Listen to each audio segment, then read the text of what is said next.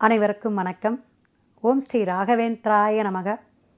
யோக ரகசியம் நிகழ்ச்சியில் உங்களை சந்திப்பதில் மிக்க மகிழ்ச்சி. யோகமும் அதிர்ஷ்டமும் வாரி வழங்கட்டும். ஈசனும் எம்பெருமானும் இந்த பிரபஞ்சமும் வாழ்க வளமுடன். 28ஆம் தேதி ஆகஸ்ட் மாதம் மிக சிறப்பான நாள் அப்படின்னு சொன்னால் வெள்ளிக்கிழமைங்க.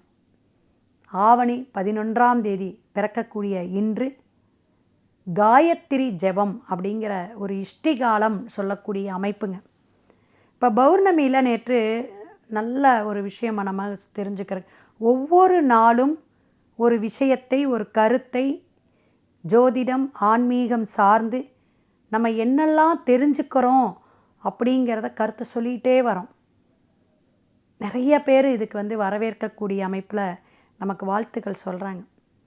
அப்போ இந்த காயத்ரி மந்திரம் அப்படின்னு நீங்கள் எல்லாருமே தெரிஞ்சு வச்சுருப்பீங்க. அப்போ நமக்கு இந்த காயத்ரி மந்திரம் என்ன வலிமையை கொடுக்கும் அப்படின்னு பார்த்தீங்கன்னா, என்னென்ன விஷயங்கள் நீங்கள் நினைக்கிறீங்களோ உங்கள் மனசு உடம்பை சுத்தப்படுத்துங்க, உங்கள் ஆத்மாவை வலிமைப்படுத்தும். நவக்கிரகத்துக்கும் காயத்ரி மந்திரம் இருக்குது, ஒவ்வொரு தெய்வத்திற்கும் காயத்ரி மந்திரம் இருக்குது. ஏன் ஷீரடி சாய்பாபான்னு சொல்லக்கூடிய குரு, அவருக்கும் ஒரு காயத்ரி, ஒவ்வொருத்தருக்குமே ஓம் ஷீரடி சாய்பாபாய வித்மகே சச்சிதானந்தாய தீமகி தன்னோ ஷாயி பிரசோதயாத். இப்போ குரு பகவான் எல்லாத்துக்குமே காயத்ரி மந்திரம் உங்களுக்கு தெரியும்.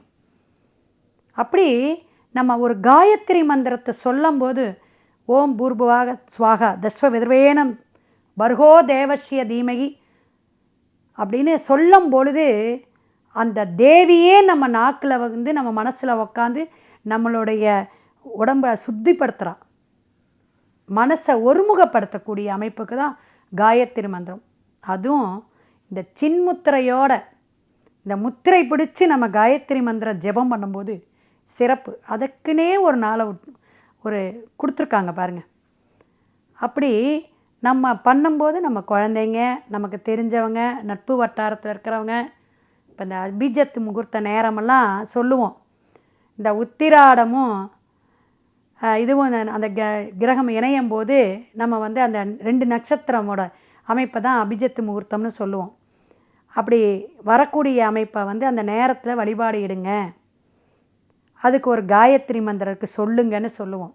ஏன்னா பொன் பொருள் தொழில் ஆரோக்கியம் என்ன வேண்டுதல் இருக்கோ அந்த நேரத்தில் நம்ம சங்கல்பம்னு வைக்கும் பொழுது கண்டிப்பாக அது ஜெயத்தை கொடுக்கும். அப்படி இந்த காயத்ரி மந்திரம், இந்த ஒவ்வொரு நம்ம தசாபுத்திக்கான காயத்ரி மந்திரம், நட்சத்திரத்துக்கான காயத்ரி மந்திரம், பொதுவான காயத்ரி மந்திரமோ இன்றைக்கி நீங்கள் உச்சாடனம் செஞ்சால், அதற்குன்னு ஒரு நேரத்தை ஒதுக்கி உச்சாடனம் செய்யுங்க, சிறப்பாக இருக்கும். சரியான ஓரை பிடிச்சு அதுவும் செய்யுங்க. சிவாய நம. திருச்சிற்றம்பலம். நாளை சந்திப்போம்.